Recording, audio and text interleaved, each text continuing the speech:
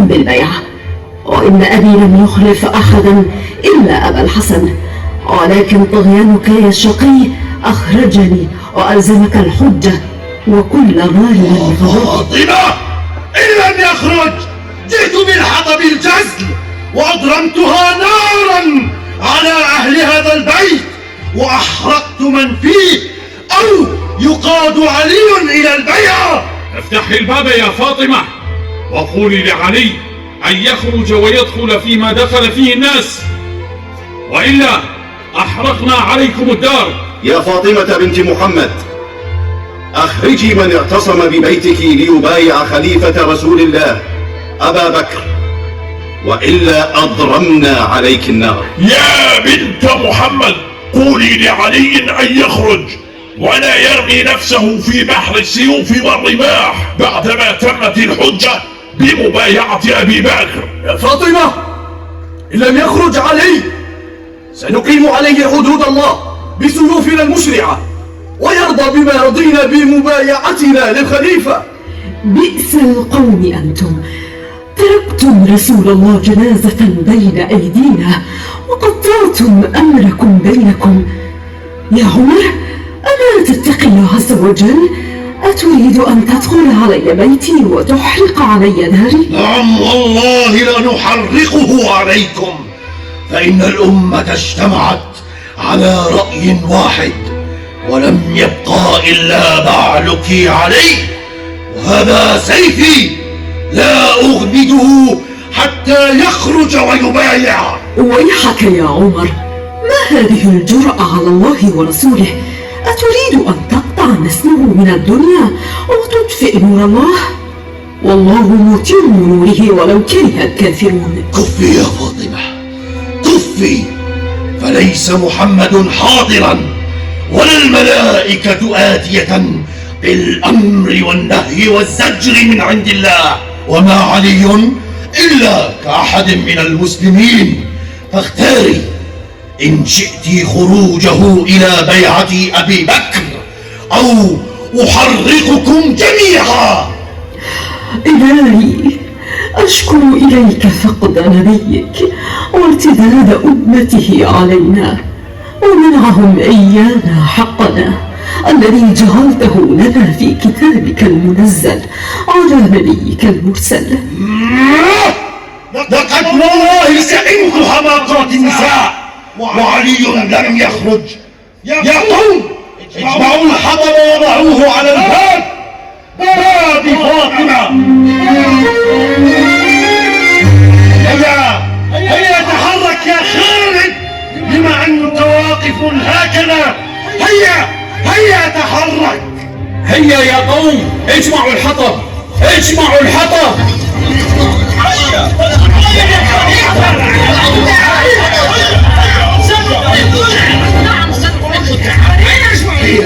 هيا ضعوا الحطب، هيا اجمعوا الحطب، هيا ضعوه أمام الباب، هيا أسرعوا. يا شيخ إن في الدار فاطمة، وإن في الدار فاطمة والله لأحرقه عليها.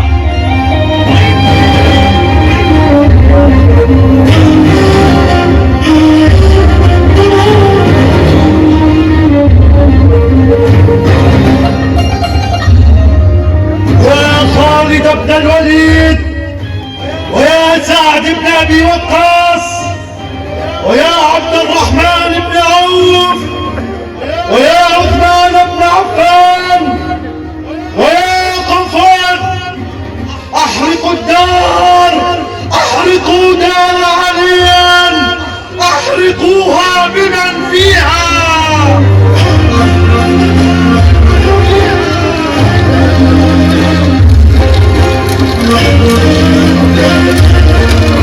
يا أبا، يا رسول الله، كيف لقيت بعدك من أبي الخطاب وابن أبي الخطاب؟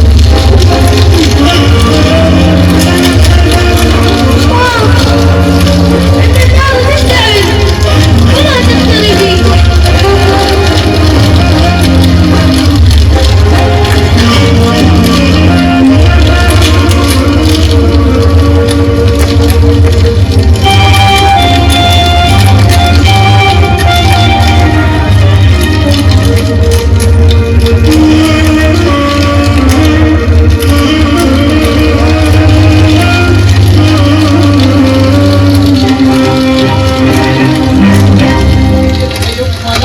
تبكين زينب يمه لا تبكين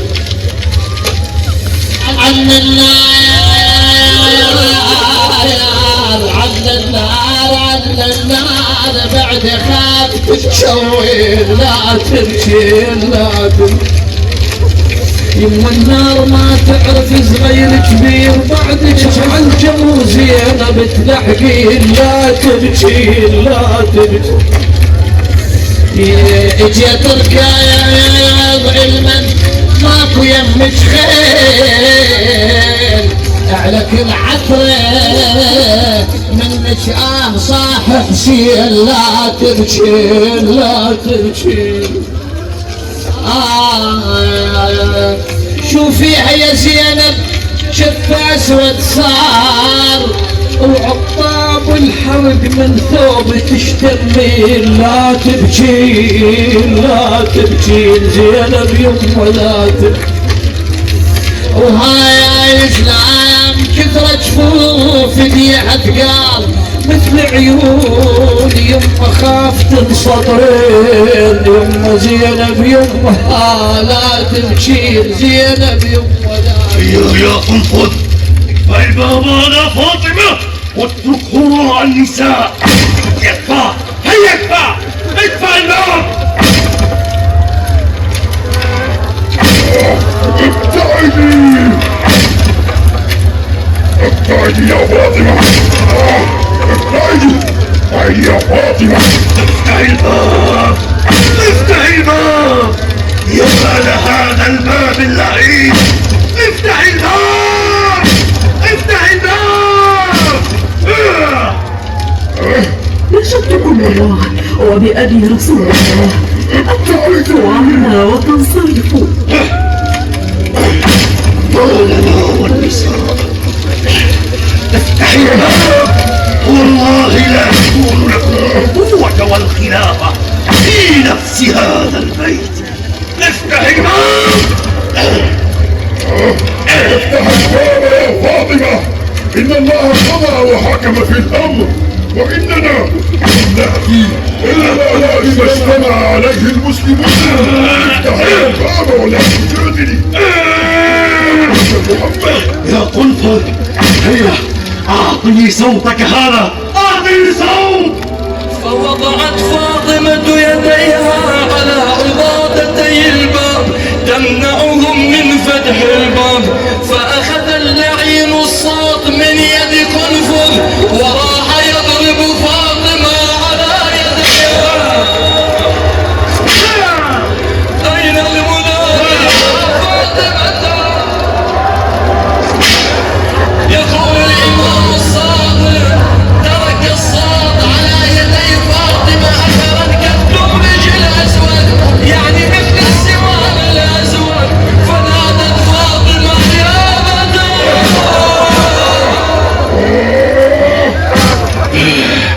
تنحى يا قنفذ لا فائدة من ذلك ابتعدوا يا قوم هيا تنحوا عني فأنا لهم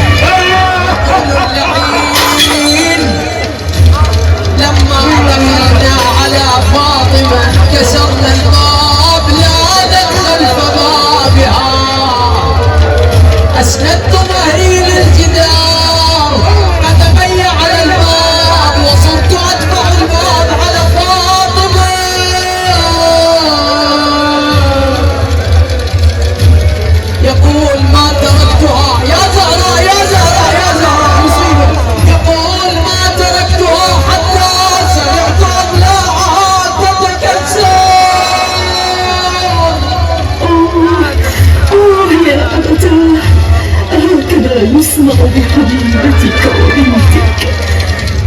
هذا ما أراده محمد لكم، والله سأجعلكم تابعين غير متبوعين.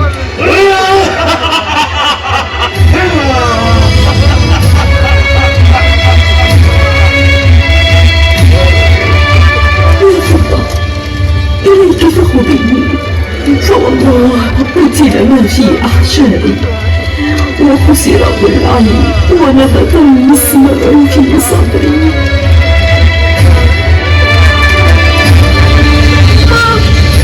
بالله عليك قومي. أمه، أبلغ عينيك من أجلي، سوف تكون نهايتي يا أمه. أترك تكلميني. أمه،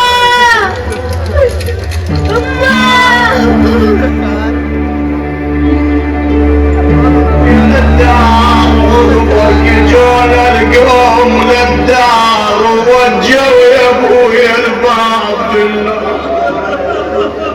ليهم قمت وانا بالاخمار. شو صاركم بين اهل هذا المختار؟ ضلعي انكسر ونصبت بسمار، يا بسمار على عيني يمر النوم، على عيني يمر النوم بسمار، وشهد ما شفت من دنياي. بسمار